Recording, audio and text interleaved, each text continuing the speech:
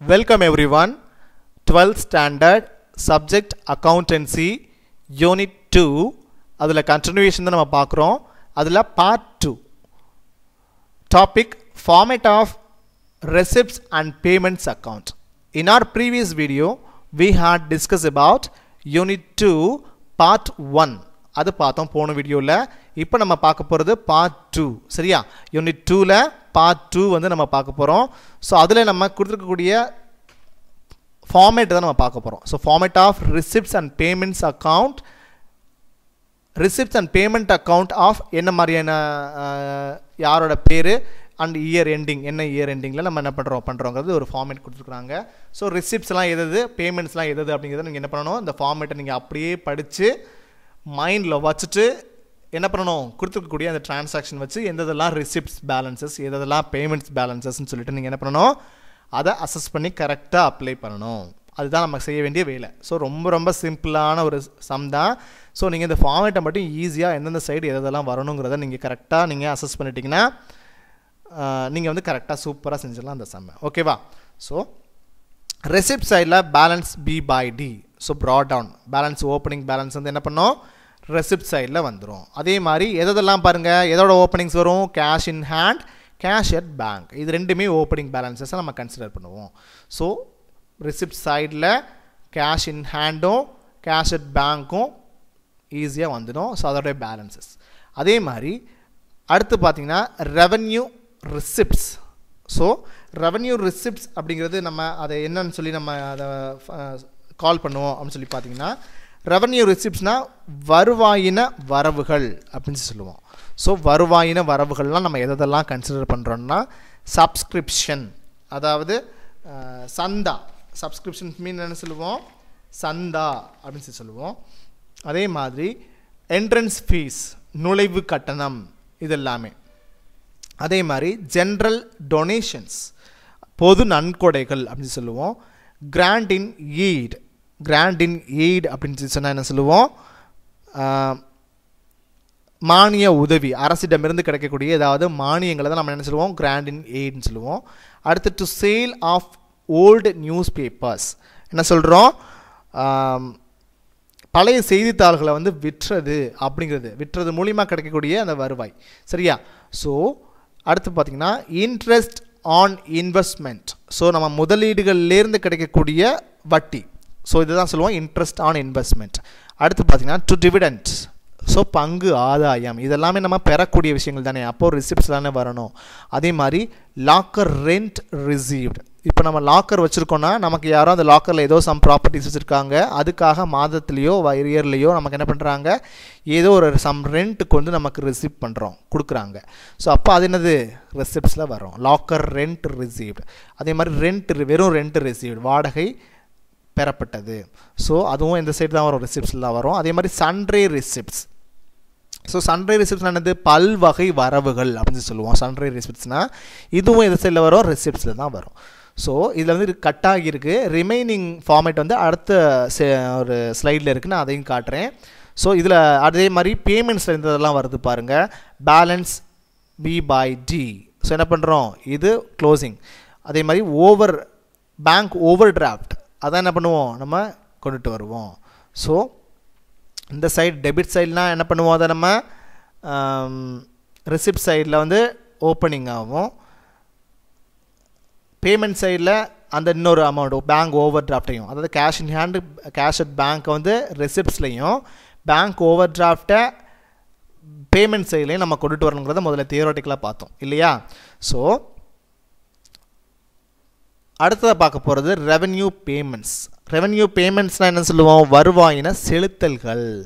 யாராருக்கெல்லாம் நம்ம வந்து செலுத்தல்கள் இருக்கக்கூடிய விஷயங்கள், அதெல்லாம் வந்து நம்ம என்ன வரும், இதில் வரும், இந்த ரெவென்யூ பேமெண்ட்ஸில், அதாவது பேமெண்ட் சைடில் வரும். ஸோ சேலரிஸ் அடுத்தவங்களுக்கு கொடுக்க வேண்டியது, ரெண்ட் பெய்டு அடுத்தவங்களுக்கு கொடுக்க வேண்டியது. அதே மாதிரி பை எலக்ட்ரிசிட்டி சார்ஜஸ், ஸோ வேறு ஒரு அமைப்புக்கு கொடுக்க வேண்டியது. அதே மாதிரி பை போஸ்டேஜ், ஸோ அதுக்கு கொடுக்க வேண்டியது தான். So by rent and taxes, so வாடகையும் வரியும் செலுத்த வேண்டியது, அதுவும் நம்ம என்ன பண்ணுவோம், இதில் தான் வரணும். அதே மாதிரி இன்சூரன்ஸ் செலுத்த வேண்டியது தான், இன்சூரன்ஸுங்கிற போது நம்ம செலுத்த வேண்டியதுன்னு வந்துடும்.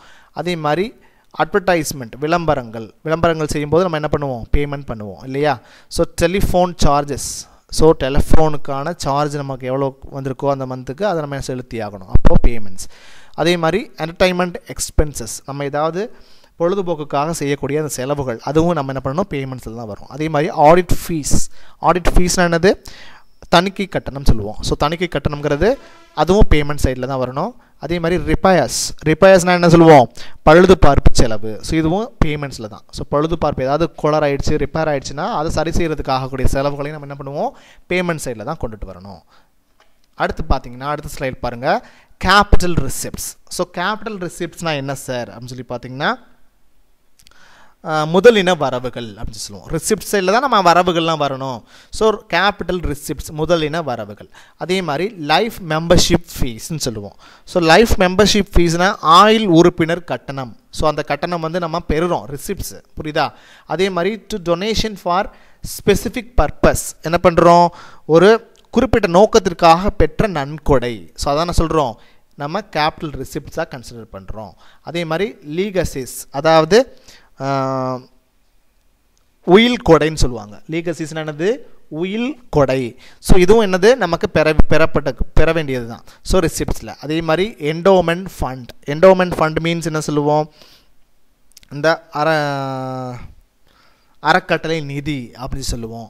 அது இல்லாமல் கூட ரிசிப்ட்ஸ் தான். So sale of fixed assets, அதே மாதிரி நிலை சொத்துக்களை வந்து விற்கும் பொழுது கிடைக்கக்கூடிய தொகை, அதான் சேல் ஆஃப் ஃபிக்ஸட் அசெட்ஸ். இது நம்ம ரிசீவ் பண்ணுவோம் இல்லையா. சேல் ஆஃப் இன்வெஸ்ட்மெண்ட், முதலீடுகள் மீதான அந்த விற்பனை, முதலீடுகள் விற்போம்போது நமக்கு என்ன கிடைக்கும், முதலீடுகள் விற்ற தொகைன்னு சொல்லுவோம் இல்லையா, அது நமக்கு ரிசிப்ட்ஸ் தான். So receipt for specific purpose or fund, என்ன பண்ணுறோம், குறிப்பிட்ட நோக்கம் அல்லது நிதி மூலம் பெற்ற வரவுகள். ஸோ குறிப்பிட்ட நோக்கத்தினால அல்லது ஏதோ ஒரு நிதி ஃபண்டாக என்ன பண்ணியிருக்கோம், நம்ம அந்த ஏதோ ஒரு காரணத்துக்காக கொடுக்கக்கூடிய ஒரு ஃபண்ட்லேருந்து நம்ம பெறக்கூடிய தொகை, அதான் receipts for specific purpose or fund. So interest on specific fund investment, so குறிப்பிட்ட நிதி முதலீடுகள் மீதான வட்டி. ஸோ வட்டினா என்னது, ரிசிப்ட் தான். ஸோ பெறுவோம் அப்படின்னு சொல்லிட்டு. ஸோ அப்போது அதே மாதிரி இருப்பின் கீழ் இறக்கப்பட்டது, அதாவது பேங்க் ஓவர் டிராஃப்ட் இருந்ததுன்னா அது என்ன சொல்லுவோம், ரெசிப்ட் சைடில் தான் வரணும். அதே மாதிரி அடுத்து பாருங்கள், பேமெண்ட்ஸ் சைடில் அப்கீப் ஆஃப் கிரவுண்ட், என்ன சொல்கிறோம், அப்கீப் ஆஃப் கிரவுண்ட் அப்படின்னு சொன்னால் அந்த ஒரு மைதான பராமரிப்பு செலவு அப்படின்னு சொல்லுவோம். ஸோ கிரவுண்ட் மீன்ஸ் என்னது, மைதானம். ஸோ அதை வந்து பராமரிப்பு செலவு தான் நம்ம அப்கீப் ஆஃப் கிரவுண்ட்னு சொல்கிறோம். அதெல்லாம் இது பேமெண்ட் சைடில் வரணும். ஸோ இப்போ பராமரிக்கிறதுக்கு யாருக்கோ ஒரு ஆளுக்கு நம்ம பேமெண்ட் பண்ணியாகணும் இல்லையா, அதான். ஸோ கன்வெயன்ஸ் சார்ஜஸ், போக்குவரத்து செலவுகள். ஸோ இதுவும் யாருக்கோ கொடுக்கணும் அந்த வெஹிக்கிளுக்கு. அதே மாதிரி news paper and periodicals. So news paper and periodical, செய்தித்தாள்கள் மற்றும் பருவ இதழ்கள்னு சொல்லுவோம். ஸோ இதுவும் அது வாங்கும் பொழுது நம்ம அவங்களுக்கு வந்து யாருக்கோ ஒருத்தருக்கு அமௌண்ட் கொடுத்தே ஆகணும். அதே மாதிரி பேமெண்ட்ஸ் தான் அது. ஸோ ஆஃபீஸ் எக்ஸ்பென்சஸ், ஸோ அலுவலக செலவுகள், அதுவும் நம்ம பே பண்ணி ஆகணும். அதே மாதிரி கார்டனிங் எக்ஸ்பென்சஸ், தோட்டத்தை வந்து பராமரிக்கிறதுக்கு ஆகக்கூடிய செலவுகள். அதே மாதிரி சன்ட்ரி எக்ஸ்பென்சஸ், என்னது, ஒரு பல்வகை செலவுகள் இதெல்லாமே. ஸோ இதுவும் எங்கே வரும், பேமெண்ட் சைடில் தான் வரும். So capital payments. So capital payments என்ன சொல்லுவோம், முதலின செலவுகள் அப்படின்னு சொல்லுவோம். ஸோ முதலின செலவுகள் எங்கே வரணும் அப்படின்னு சொல்லி பார்த்தீங்கன்னா பேமெண்ட் சைடில் தான் வரணும், சரியா. ஸோ ஃபிக்ஸட் அசெட்ஸ், ஸோ நம்ம வாங்கிறதுக்காக செய்யக்கூடிய செலவுகள். ஸோ ஃபிக்ஸட் அசெட்டை வாங்கும்போது நம்ம பே பண்ணுவோம் இல்லையா. ஸோ அப்போ அது ஒன்று. அதே மாதிரி இன்வெஸ்ட்மெண்ட் நம்ம பண்ணுறோம் அப்படின்னு சொன்னால் அதுக்கும் அந்த இன்வெஸ்ட்மெண்ட் பண்ணுறதுக்கு அமௌண்ட்டை நம்ம பே பண்ணியிருப்போம். ஸோ அதுவும் இங்கே தான் வரணும். அதே மாதிரி ரீபேமெண்ட் ஆஃப் லோன். ஸோ ஏதாவது நம்ம லோன் வாங்கியிருப்போம், அந்த லோனை நம்ம திருப்பி செலுத்துகிறோம் அப்படின்னு சொன்னால் அந்த தொகையும் நம்ம என்ன பண்ணணும், பேமெண்ட் சைடில் தான் வரணும். அதுவும் இந்த கேபிட்டல் ரெவென்யூஸ் அந்த அண்டர் ஹெட்டில் வரணும். அதே மாதிரி balance carry down, cash in hand, cash at bank, இதில் இருக்கக்கூடிய அந்த பேலன்சஸ் வந்து இதில் வரணும், பேமெண்ட் சைட்ஸில் வரணும், புரியுதா. ஸோ அதனுடைய total amount balance carry down. So அப்போது இதுதான் என்னது ஃபார்மேட், ரெசிப்ட்ஸ் அண்ட் பேமெண்ட்ஸ் அக்கௌண்ட்டினுடைய ஃபார்மேட்டாக நமக்கு கொடுத்துருக்குறாங்க. ஸோ இதில் ஒரு சம்மையும் நான் இங்கே உங்களுக்கு சால்வ் பண்ணி காட்டுறேன். இந்த ஃபார்மேட்டை யூஸ் பண்ணி இதை நல்லா படிச்சுக்குங்க ஸ்டூடெண்ட்ஸ். படிச்சுட்டு நல்லா வந்து மைண்டில் செட் பண்ணிக்கோங்க. அப்போ தான் உங்களுக்கு எந்தெந்த இனங்கள் எந்தெந்த டிரான்சாக்ஷன்ஸ் வந்து எந்த சைடில் வரணும், ரெசிப்ட்ஸில் எதெல்லாம் வரணும், அதில் அண்டர் ஹெட்டில் என்னென்ன ஹெட்டிங்கில் என்னென்னலாம் வரணுங்கிறது உங்களுக்கு கிளியர் கட்டாக புரியும். முதல்ல நல்லா படிங்க. வீட்டில் தான் இருக்கீங்க, நல்லா படிச்சுக்கோங்க. வரக்கூடிய 23லேருந்து டெஸ்ட்லாம் வர எக்ஸாம்ஸ்லாம் வரை கண்டக்ட் பண்ண போகிறாங்க. அதுக்குள்ளே நம்ம ஒரு 3 யூனிட்ஸையாவது மினிமம் கம்ப்ளீட் பண்ணணும். ஸோ அதற்காக தான் நான் கொஞ்சம் வேகமாக பண்ணிகிட்ருக்கேன். So from the following particulars of Tamil Education Society, prepare receipts and payments account for the year ended 31st March 2019. So இந்த தமிழ் எஜுகேஷன் சொசைட்டி அப்படிங்கிறதனுடைய பர்டிகுலர்ஸ் தான் கொடுத்துருக்குறாங்க. ஸோ அந்த பர்டிகுலர்ஸை வச்சு நம்ம என்ன பண்ணணும், ரெசிப்ட்ஸ் அண்ட் பேமெண்ட்ஸ் அக்கௌண்ட் வந்து நம்ம போடணும். சரியா? ஸோ அதில் என்னெல்லாம் கொடுத்துருக்காங்க பாருங்கள். Opening cash balance us on 1st April 2018. So opening cash 18,000 கொடுத்துருக்குறாங்க. Rent paid 6,000. ஸ்காலர்ஷிப் வந்து கிவன் கொடுத்துருக்காங்க. ஸோ 15,200. என்ட்ரன்ஸ் ஃபீ ரிசீவ்டு 18,500 ரிசீவ் பண்ணியிருக்கிறாங்க.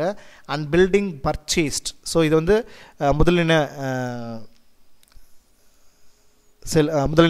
வருவாயின்னு சொல்லிட்டு இருக்கு இல்லையா? ஸோ அதெல்லாம் 2,10,000. ஸ்டாஃப் சேலரி, ஸோ இது செலுத்தியிருக்கோம் 55,000. Subscription received 2,65,000. ஸோ இப்போ இதை வச்சுட்டு நம்ம எதெல்லாம் வந்து ரிசிப்ட்ஸு எதெல்லாம் வந்து பேமெண்ட்ஸு அப்படிங்கிறத நம்ம ஃபைண்ட் அவுட் பண்ணி அதை அப்படியே நம்ம என்ன பண்ண போகிறோம், அந்த சொல்யூஷனில் நம்ம அப்ளை பண்ண போகிறோம். In the books of Tamil education society receipts and payment account for the year entered 31st March 2018. இது ஹெட்டிங் கண்டிப்பாக போடணும். சரியா? அடுத்து ரெசிப்ட்ஸ் வந்து டெபிட் சைட், பேமெண்ட்ஸ் வந்து கிரெடிட் சைடு வந்துடும். ஸோ அடுத்து நம்ம வந்து பேலன்சஸ் ப்ராட் டவுன் எதெல்லாம் வந்து கொண்டு வருவோம், கேஷ் இன் ஹேண்ட் அல்லது இந்த மாதிரி பேலன்ஸ் இருந்தது அப்படின்னு சொன்னால் அது என்ன பண்ணுவோம், கேஷ் இன் ஹேண்டில் நம்ம கொண்டுட்டு வருவோம். ஸோ 18,000 ஓப்பனிங் பேலன்சஸாக கொண்டு வந்திருக்கிறோம். 1/4/2018 18,000 நம்ம வந்து என்ன பண்ணியிருக்கோம், ஓப்பனிங்காக கொண்டு வந்திருக்கோம். ஸோ அப்போ 18,000 இங்கே வந்துடும். ஸோ ரெசிப்ட்ஸில் வேறு என்னெல்லாம் இருக்குது சார் அப்படின்னு சொல்லி பார்த்தீங்கன்னா, இந்த மாதிரி என்ட்ரன்ஸ் ஃபீஸு, சப்ஸ்கிரிப்ஷன் ரிசீவ்டு, இதெல்லாம் ரிசிப்ட்ஸு. ஸோ இதெல்லாம் வந்து என்ன பண்ணுவோம், நம்ம இங்கே ரிசிப்ட் சைடில் வரும். ஸோ இதெல்லாம் பாருங்கள், என்ட்ரன்ஸ் ஃபீஸ் வந்து ரிசீவ் பண்ணியிருக்கிறோம். அப்போ அது என்ன ரிசிப்ட்ஸில் வந்துடும். அதே மாதிரி சப்ஸ்கிரிப்ஷன் ரிசிப்ட், சரியா, ரிசீவ்ட் வந்து என்ன பண்ணியிருக்கிறோம், 2,65,000 ரிசீவ் பண்ணியிருக்கிறோம்.